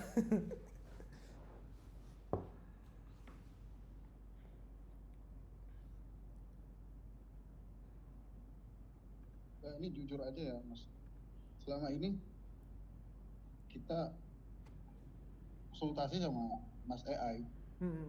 Kita bayar AI itu, makanya perkembangan AI sekarang kencang kan, bisnisnya juga bagus karena orang nggak mau ribet gitu. Jadi hampir-hampir tugas saya itu seperti seorang analis aja. Koreksi lah, koreksi ya. Iya. Kok di mana yang salah sih? Udah kasih aja langsung langsung gelondongan itu. Ini tolong, kok ini ada yang salah. Saya udah ngasih tahu situ. Nah itu aja paling. Kalau meleset berarti kita nggak ngerti salahnya di mana kan gitu. Kalau salah kode gitu. Tapi alhamdulillahnya ya dapat juga gitu, dan orang yang vibe coding kayak saya ini kan masalahnya kalau fundamental sih ngerti-ngerti, dikit-dikit tahu lah. Ya buka kurung, tutup kurung segala macam. Nah terus kita harus dokumentasi, itu penting banget kan gitu. Kalau ada error segala macam jangan sampai hilang dokumentasinya, nanti dilaporkan lagi ke tidak memperbaiki. Nah itu. Nah mungkin ini tantangan baru juga buat saya. Mungkin kalau teman-teman yang lain mungkin udah pada kerja semua, dan memang saya tujuannya bukan buat kerja, memang buat pengen belajar gitu, pengen melanjutin upgrade ilmu bagaimana. Memang backgroundnya sama sekali bukan IT gitu, bukan IT. Yeah. Tapi ya saya berusaha lantar ya, mudah-mudahan bisa ngikutin pelajarannya Mas ini, Laravel, seru juga. Tapi saya mau nanya juga nih Mas, kayak misalkan PHP Laravel tadi ya, framework Laravel segala macam, kalau di live kan ke server ya, ke host ya, itu bayar nggak? Sebenarnya biasanya yang gratis ada, cuman kadang karena khususnya Laravel ini banyak istilahnya perlu install itu, install ini, jadi agak sedikit rumit gitu. Makanya disarankan mendingan yang berbayar, yang udah nge-support gitu. Nah biasanya di awal-awal menggunakan hosting itu yang udah siap pakai. Maksudnya tuh semuanya PHP-nya udah siap, terus MySQL-nya udah ada, tinggal kita upload aja, setting, jalan gitu. Nah itu yang hosting. Tapi kalaupun yang terbiasa pakai VPS atau itu, kita kayak install setup sendiri di PC baru gitu. Kita install sendiri perihal mulai dari PHP-nya kita install dulu mau PHP berapa, lalu misalnya MySQL-nya kita install sendiri, Composer kita install sendiri. Nah cuman enaknya tuh istilahnya kalau server VPS itu, private server itu, kita ketika trafficnya naik atau banyak ya cukup kita doang gitu. Beda sama hosting tadi, karena nge-share misalnya ini dalam hosting itu banyak yang akses, kita bisa ke bawah alamat juga, ada plus minusnya lah. Nah kalau saya sekarang kebanyakan udah pakai misalnya VPS sendiri untuk ngupload projectnya gitu. Nah cuman kalaupun baru-baru biasanya menggunakan hosting gak ada masalah. Cuman kalaupun user udah banyak atau kita bingung ngatasin ini kok jadi lemot gitu kan, jadi yang lemot tuh sebenarnya dari hostingnya karena banyak akses gitu, itu berpengaruh juga, kita susah nge-trace-nya. Nah saya tadi coba singgung sedikit perihal AI. Emang sekarang tuh AI bener istilahnya ngaruh banget gitu. Yang tadinya kita butuh programmer 3, dengan AI cukup 1 aja kita bisa ngebantu banget gitu. Apalagi kalau sebelumnya awal-awal tuh ada Dapina AI gitu, itu dia bener-beneran AI yang jadi AI engineering gitu. Cuman mungkin karena harganya lumayan mahal juga, mungkin perusahaan mikir 2 kali gitu. Nah mungkin itu efeknya tuh sebenarnya ke peluang kerja junior sih. Jadi kadang kita daripada nge-hire junior mendingan bayar AI aja gitu, itu lebih cepat, lebih akurat juga. Ya, walaupun beberapa perusahaan masih ada yang butuh juga junior. Tapi sekarang jujur aja dari segi harga pun mungkin nggak se-fleksibel dulu gitu. Dulu kan lumayan lagi naik-naiknya, wih harga tuh enak gitu. Junior aja misalnya udah harganya berapa, sekarang kayaknya udah sama dengan UMR, kadang ada di bawah UMR juga gitu. Kadang agak miris juga sih kalau ngelihat situasi sekarang. Cuman di sisi lain saya pun sama punya produk. Kalau saya mainnya di Akikah sama bengkel. Nah, yang udah jalan tuh Akikah udah beberapa klien yang pakai. Nah, mungkin kalau kita ngelihatnya dari sektor locker mungkin sekarang udah sedikit ya. Tapi kalau ngelihat peluang produk itu sebenarnya masih banyak. Marketnya masih gede karena di Indonesia sendiri perusahaan tuh malahan yang UMKM atau middle ke bawah tuh masih banyak gitu yang masih manual, yang belum terkenal sistem gitu. Iya. Nah, mungkin karena mereka berpikiran, oh sistem tuh mahal, wah sistem tuh ribet gitu. Padahal kita bisa buat layanan, ya udah lu cuma bayar 1 juta doang atau berapa 500.000 lu bisa pakai gitu. Sebenarnya bisa simple itu sebenarnya. Kalaupun kita punya produk gitu. Itu pun yang saya rasain pas saya develop untuk Akikah gitu. Awalnya mereka berpikiran, oh kalau pakai sistem harus bayar sekian. Ternyata, wah nggak semahal itu juga ya. Nah mungkin itu yang jarang orang lihat peluang di sana gitu. Daripada kita pusing-pusing misalnya nyari locker atau kerjaan, mendingan sambil buat produk juga gitu. Karena produk sendiri buat jangka panjang juga. Dari yang tadinya misalnya yang pakai 2-3, kalau lama kan semakin enak tuh. Apalagi yang bayarnya bulanan, kita setiap bulan dapat income yang jelas juga gitu. Walaupun nggak mudah gitu untuk dapetin kliennya itu. Ya baik lagi, tipsnya sih selain kita update skill, networking juga penting gitu. Jadi jangan sampai skill kita udah expert tapi kita nggak punya network. Jadi kita nggak ada yang tahu kalau kita itu jago misalnya. Nah pentingnya networking itu gitu. Selain kita tahu, oh ternyata nih network ini dia istilahnya pembisnis masih manual, kita bisa bantu gitu. Itu penting banget. Soalnya kan banyak banget ya, apalagi programmer yang istilahnya introvert atau yang jarang komunikasi. Nah makanya sekarang tuh penting banget komunikasi, terus negosiasi, gimana caranya ketemu klien tuh dia kayak ngerasa sama temen gitu, jangan kaku segala macam, itu ngaruh gitu.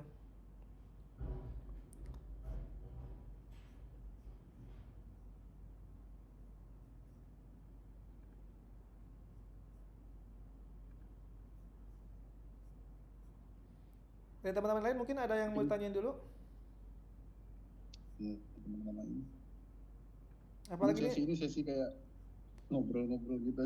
Ya, kita sambil sharing aja. Saya pun kan kebetulan freelance juga, istilahnya udah sedikit paham lah, istilahnya negosiasi atau ada project atau apa. Cuman saya spesialisnya di web development aja. Nah mungkin teman-teman yang masih kuliah atau apa boleh kalau mau bertanya, atau masih bingung nih karirnya selalu mau ngapain gitu. Ini kan sebenarnya untuk saya coba review dulu ya. Tadi kan secara pertemuan pertama secara materi udah saya jelaskan.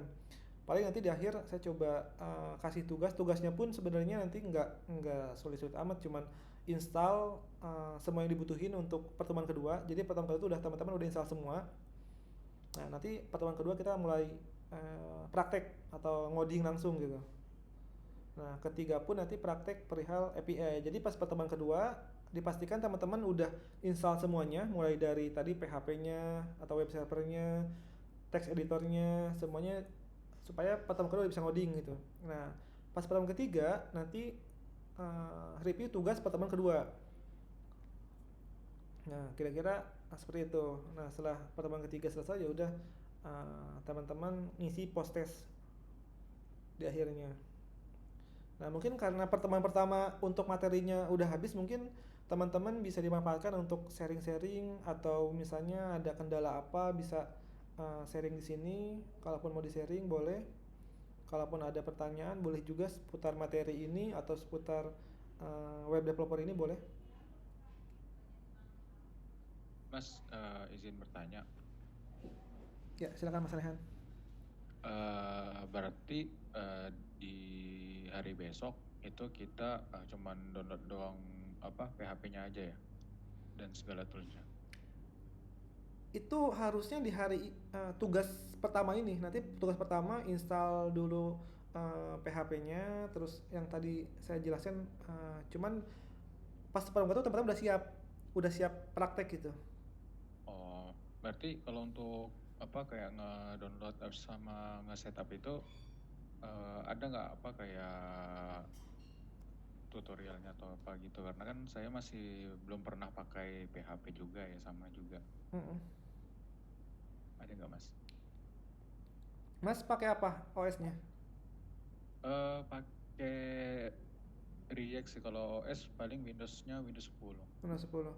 Windows 10 paling nanti saya coba kasih referensi lebih simpel pakai apa namanya, Laragon 6 paling. Biasanya yang paling simpel untuk secara penggunaan pakai Laragon. Itu Mas bisa coba explore di YouTube juga banyak untuk install Laragonnya.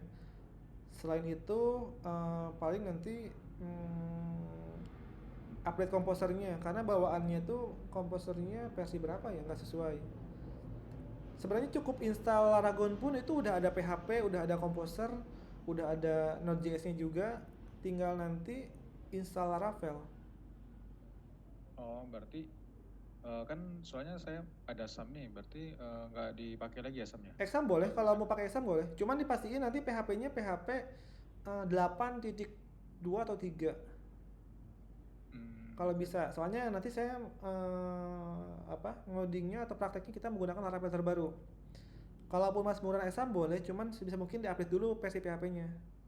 Nah, kadang kendalanya itu saya dulu ribet sih kalau di XMPP untuk update versi PHP-nya gitu. Kalau di Laragon kan kita tinggal masukin ke dalam folder www-nya lalu diupdate gitu, langsung ada UI-nya gitu. Paling PR-nya coba nanti Mas update versi PHP-nya aja sih, jadi 8.2 atau 3. Saya coba cek dulu di apa namanya, di Laravel ini.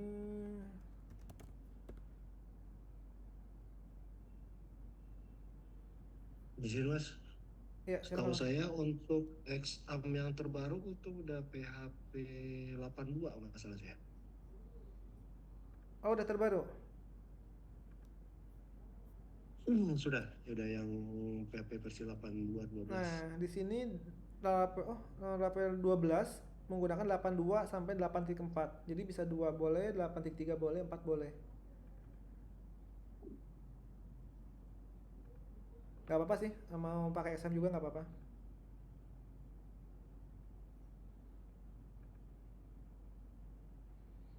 Kalau saya kebetulan OS-nya menggunakan macOS, saya langsung install PHP-nya menggunakan Brew, lalu MySQL-nya juga langsung diinstal, langsung di running di background, jadi nggak menggunakan web servernya, install sendiri-sendiri gitu.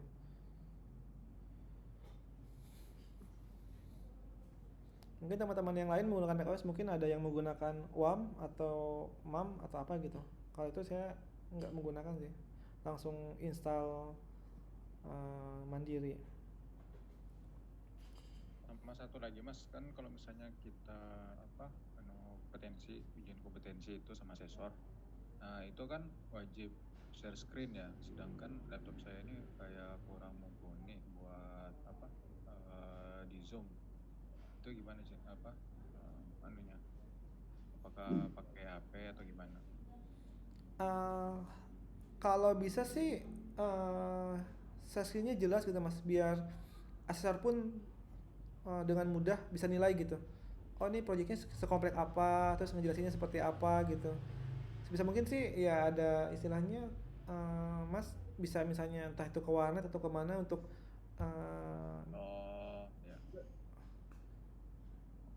buat penilaiannya, biar istilahnya apa, asesornya nilainya dengan mudah gitu, enak juga gitu.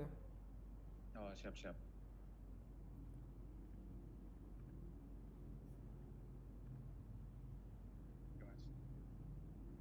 Maaf Mas, mau nanya dikit Mas. Silakan Mas. Ini kan untuk developer biasanya sekarang lebih banyak pakai Laravel ini untuk backend biasanya Mas ya, setahu saya. Full stack. Full stack ya? Iya, full stack.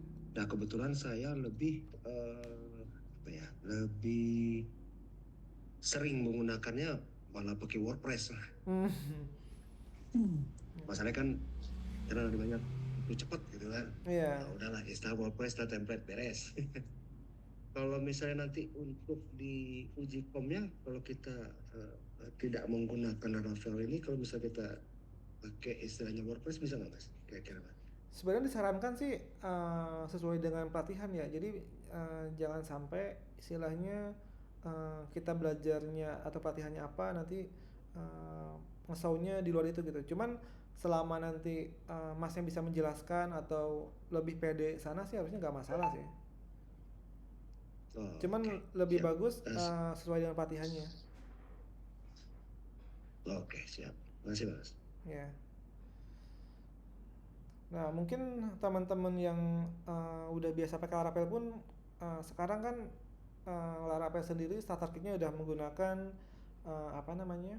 kalau saya biasa menggunakan tuh Laravel Inertia React atau Vue gitu, itu udah ada CDN gitu, itu udah enak banget gitu, kombinasi antara JS sama Laravel jadi satu paket tuh prosesnya mempercepat juga sih. Cuman kendalanya kalau yang bisanya PHP aja tapi kendala di JS-nya mungkin itu jadi PR. Cuman kadang ada juga yang menggunakan Livewire gitu.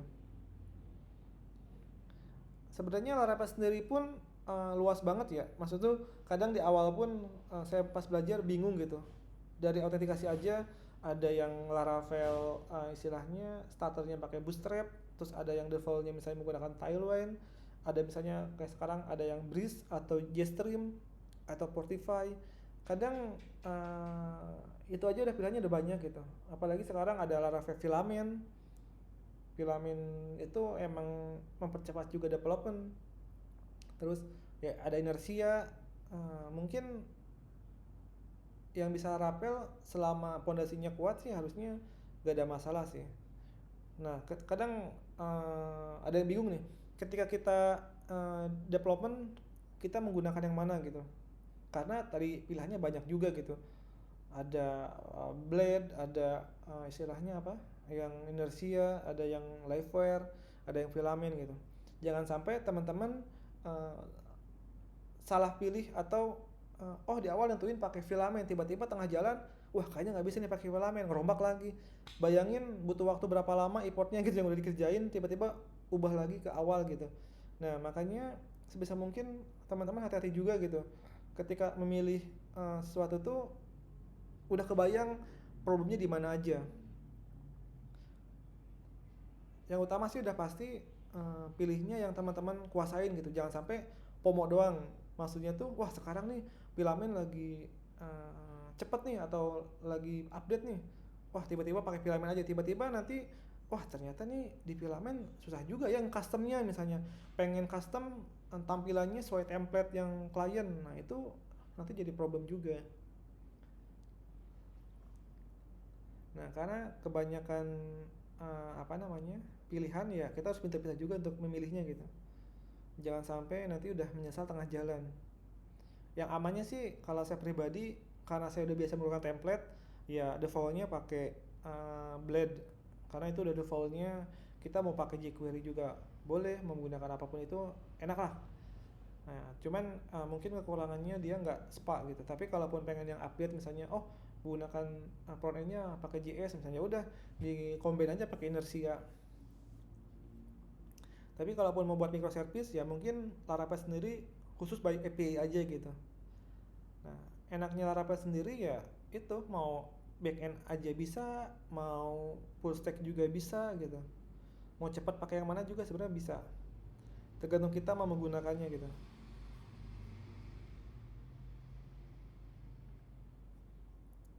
Walaupun ya katanya PHP ini dikatain lemot lah atau apalah gitu.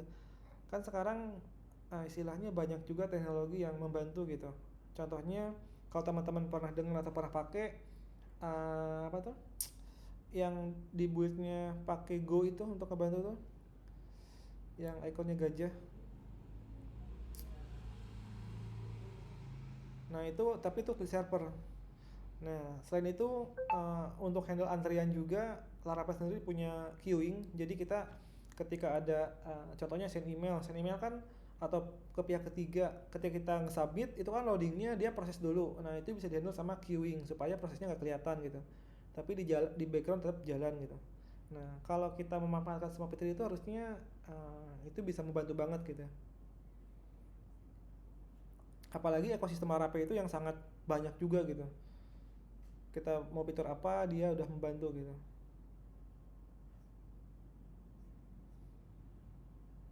Walaupun secara istilahnya apa kalau dunia kerja ya sekarang nggak bisa Laravel doang, harus tanya bisa Express.js atau yang lain gitu, cakupannya lebih luas. Walaupun ya itu sebatas bisa aja, belum tentu expert juga.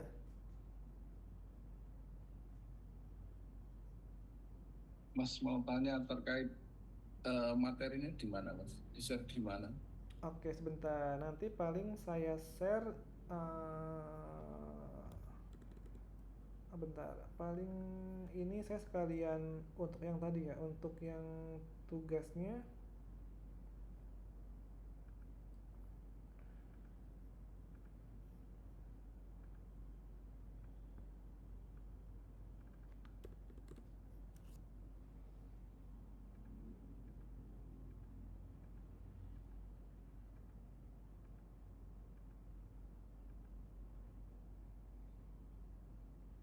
Nah, di sini teman-teman nanti bisa install semua toolsnya.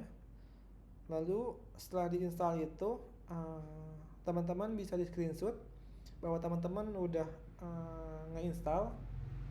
Lalu nanti saya kirim link untuk upload tugasnya biar saya cek juga dengan subjek nama tugas 1 misalnya. Lalu balas pengumpulannya sebelum pertemuan kedua. Nah, jadi nanti kita setiap tugas itu kita misalnya pertemuan pertama ini kita screenshot, upload filenya ke Google Form. Begitupun pertemuan kedua nanti ada tugas upload ke Google Form gitu. Dalam bentuk biasanya PDF atau Word pun nggak masalah sih.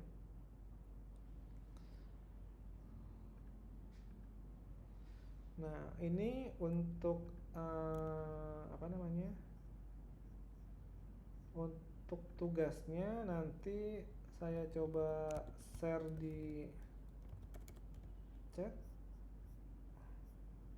Untuk pengumpulan tugas, bentar, pengumpulan tugas. Pengumpulan tugas.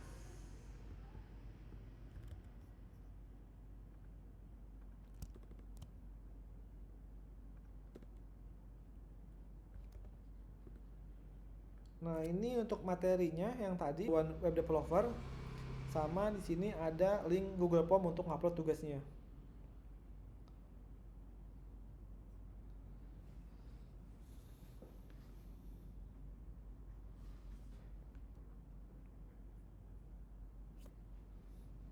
Nah, nanti teman-teman kalau ada kendala atau ada pertanyaan seputar materi atau pelatihan ini, teman-teman boleh kalau mau kontak atau mau tanya ke admin juga boleh, untuk misalnya ada problem apa nanti biar admin nge-info ke saya, oh nih ada peserta yang kesulitan di mana gitu.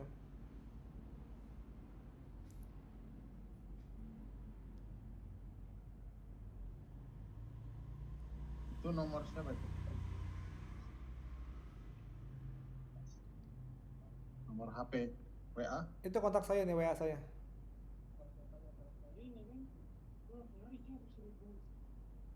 Jadi nanti teman-teman kalau ada kendala atau apa bisa kontak ke saya atau ke admin juga boleh. Kalau ada pertanyaan-pertanyaan sesuai tugas atau apa sesuai pelatihan di sini.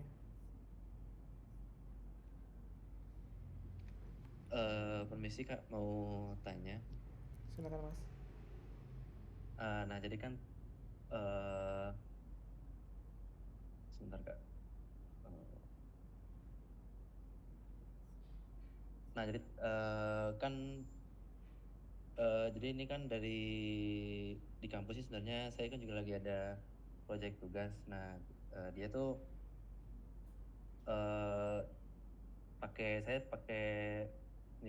pakai Laravel, terus untuk database-nya sementara tuh pakai SAMPP. Nah, jadi di sini tuh jadi gimana ya? Jadi sebenarnya project saya ini tujuannya bikin dia tuh untuk UMKM gitu. Nah, untuk secara tampilan dan fungsinya tuh kayak gacuan kalau misalnya. Ada pos lah, ada meja, ada dia pesan makanan, nanti masuk ke kasir proses gitu. Nah, ya jadi secara garis besarnya kayak gitu sih. Jadi nanti outputnya dibuatkan dalam bentuk QR gitu. Nah sebelum masuk ke QR tadi kan untuk developernya kan saya pakai Laravel kan, kepikirannya karena apa? Saya sering pakai dan bahasa kasarnya tuh kayak customisasinya tuh kayak luas gitu kan. Misalnya mau pakai library apa kan bisa. Nah, jadi saya kepikirannya tuh saya kan sudah jadilah intinya untuk runningnya kan bisa lah dari ininya waktu artisan serve kan kayak biasa. Nah, jadi saya kan karena kan ini juga untuk project tugas ya, untuk dipresentasikan nanti. Nah, gimana ya? Jadi itu saya kebingungan gitu sampai sekarang. Ada nggak kayak saran untuk deployment secara gratisnya gitu kan? Karena nanti kan saya pernah lihat ada yang bilang kalau jadi dia tuh sistemnya si webnya itu public dan dia tuh gimana ya? Ibaratnya kita kalau di AWS yang Amazon Web Service itu kan katanya dia juga sedia server. Nah, saya kepikirannya dari yang video yang pernah saya tonton itu dia bilangnya jadi si server atau si web ini tuh bakal jalan ketika ada request saja gitu. Jadi mungkin dari kakaknya ada saran gitu kayak deployment server web yang benar-benar gratis gitu, yang kayak berlaku ketika dijalankan saja. Terus selain kan kalau kayak gacon dia kan kalau dari sisi user kan dia memesan terus muncul notanya segala macam.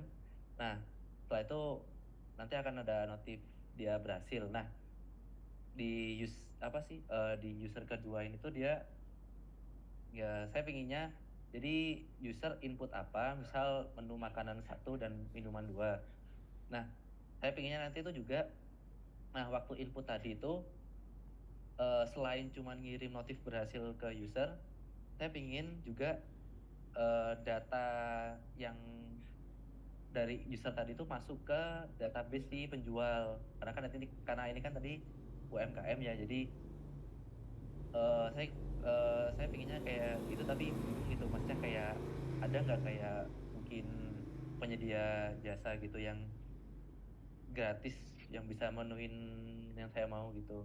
Soalnya kan kalau misalnya mungkin gampangnya ini sebenarnya saya juga keinspirasi dari kalau kakaknya tahu N8N ya, yang dia tuh kita masukin data apa misal dari spreadsheet. Nah, dari spreadsheet itu nanti kita sambungin ke AI sama apa gitu, misalnya nanti outputnya bisa kita sambungkan ke API-nya WA gitu atau API-nya Telegram. Tapi ini kan berhubung UMKM yang punya kan juga bukan Gen Z ya, jadi seringnya WA sih. Jadi maksudnya ada nggak kayak selain N8N, soalnya kan waktu saya lihat di N8N itu berbayar sih kayaknya, nggak ada yang gratis. Suaranya makin kecil mas, suaranya. Gimana? Suaranya makin kecil. N itu otomatisnya sebenarnya. Nah, jadi saya sebenarnya transpirasinya itu dari N8N. Jadi dia tuh sistemnya kayak tadi sih. Jadi misal inputnya dari WA lah, ada pemesan masuk. Nah, dari WA tadi itu botnya akan nyambung ke API si misal GPT atau Gemini. Nah, nanti dari API tadi itu bakal diolah masuk ke spreadsheet. Nah, spreadsheet tadi tuh maksudnya tuh ke si data penjualnya, si data pemilik UMKM-nya. Nah, si data tadi itu langsung nyambung ke spreadsheet. Nah, jadi waktu pemilik UMKM-nya mau ngecek, misal tiap akhir bulan ngecek penjualannya gimana. Nah, itu saya juga masih bingung, maksudnya kayak nge-implementasinya gimana gitu. Soalnya kan waktu saya cek di N8N, dia berbayar sih sebenarnya. Jadi kayak bingung gitu yang gratisnya gitu. Oke, baik. Paling saya coba jawab dulu perihal tadi yang di awal ya. Mas, kan punya kartu mahasiswa ya? Nah, kalau punya kartu mahasiswa, Mas pernah daftar ini nggak, GitHub Student nggak? GitHub Student belum pernah sih. Nah, itu coba Mas register GitHub Student, nanti upload bukti bahwa Mas itu mahasiswa. Nanti gratis 1 tahun untuk server Digital Ocean. Dulu saya juga pernah pakai itu gratis. Copilot pun gratis 1 tahun. Nah, itu coba Mas manfaatin untuk GitHub Student. Nah, selain itu yang tadi Mas bilang di AWS itu misalnya dia kalaupun istilahnya apa, dimatiin misalnya, itu nggak berbahaya. Nah, udah tampil belum server saya? Mas, gimana Kak? Udah tampil belum ini tampilan server?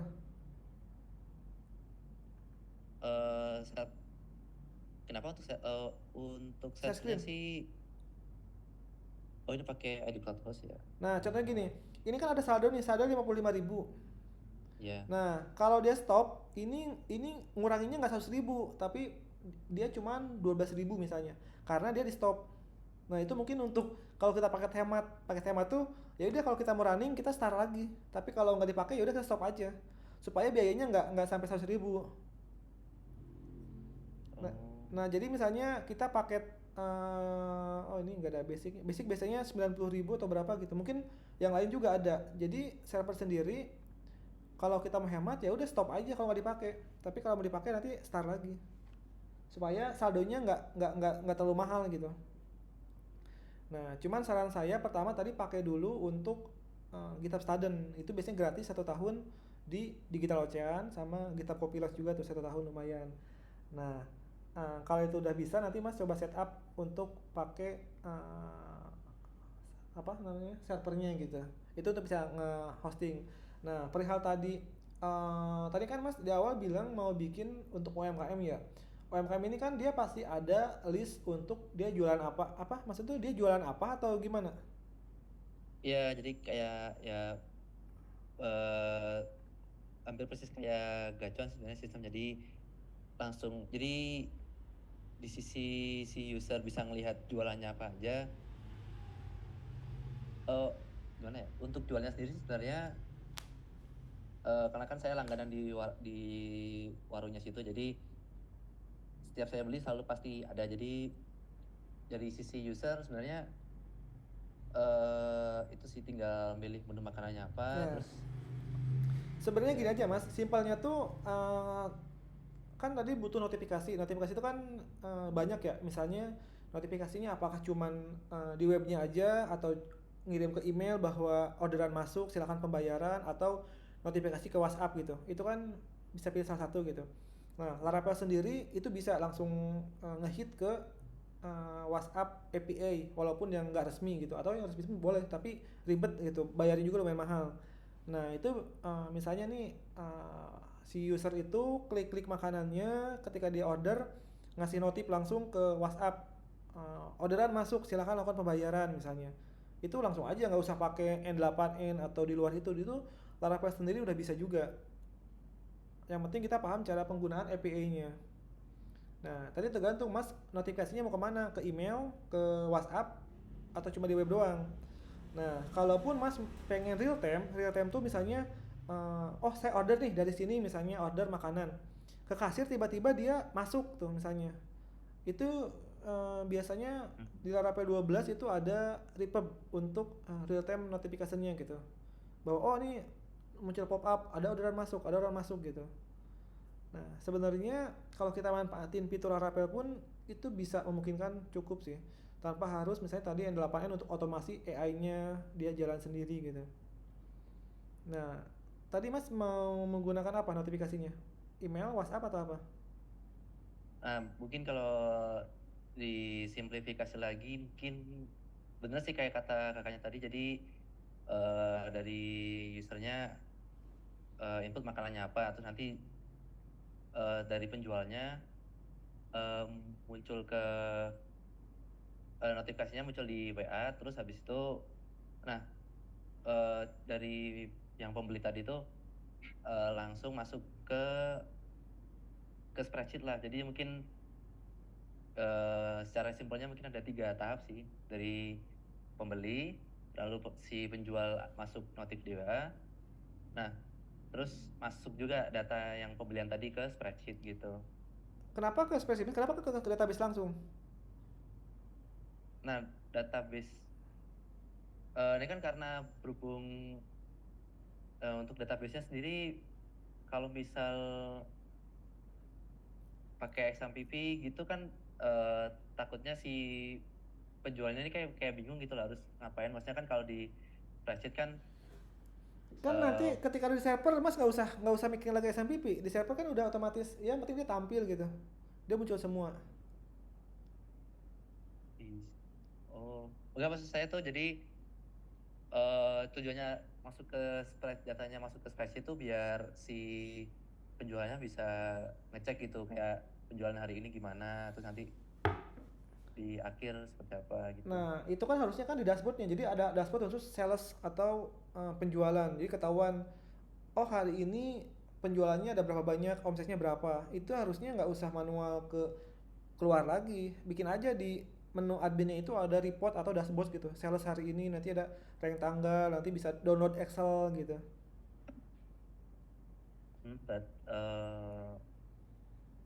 Justru lebih enak langsung di dashboardnya sih. Oh, berarti di sini buat 2 pelaku ya, jadi dari si user terus dari si penjual juga ya. Lebih bagusnya tuh role-nya ada 3. Pertama user untuk pembeli, kedua istilahnya apa namanya tuh kasir atau petugas yang input master data, ketiga pemilik. Jadi pemilik bisa nge-source omsetnya gitu. Jadi itu nanti di setting misalnya Mas lebih simpel pakai role permission petty misalnya untuk hak aksesnya. Itu bisa dinamis juga, lebih enak gitu. Atau kalaupun manual cek role-nya aja, role-nya sebagai apa gitu. Jadi untuk istilahnya aksesnya itu nggak cuman user doang, nggak cuma yang jual, tapi ada pegawai istilahnya, pegawai untuk input data master apa aja produknya, terus nanti bisa misalnya dia yang nerima penjualannya gitu. Bagusnya sih menurut saya sih mendingan lebih dari 2 role. Bisa 3 atau 4 itu boleh. Entah itu buat supervisornya, entah itu misalnya buat admin. Nah, terakhir untuk pemilik yang untuk ngeliat omset atau ngeliat penjualannya. Soalnya kan waktu kemarin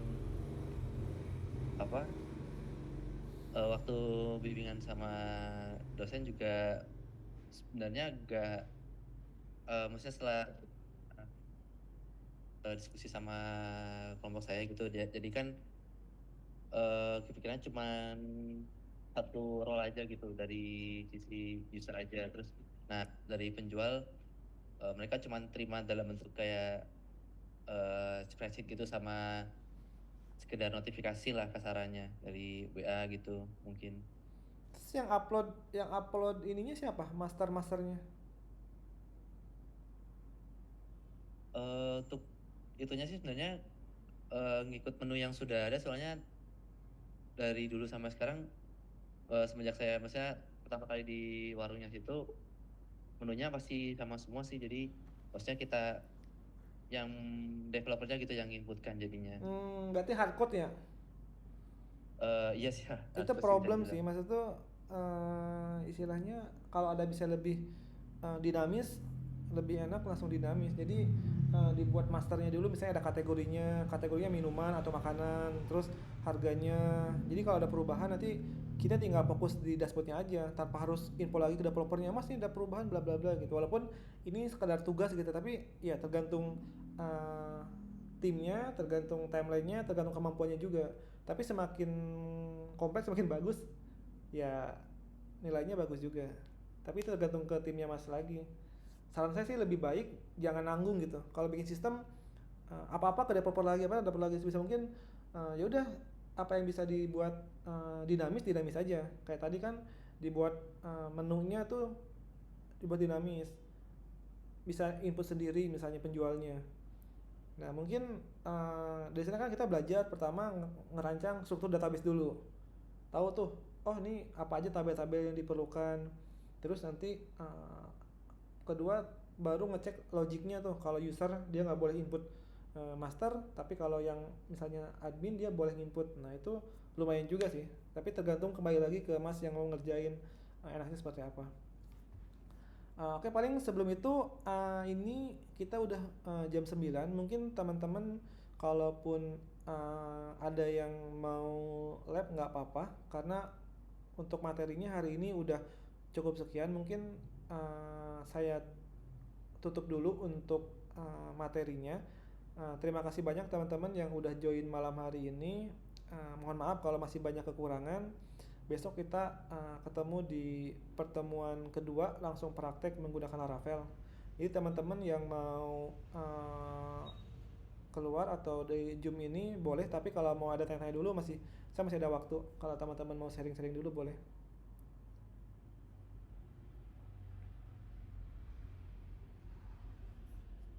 Makasih banyak ya teman-teman yang udah join.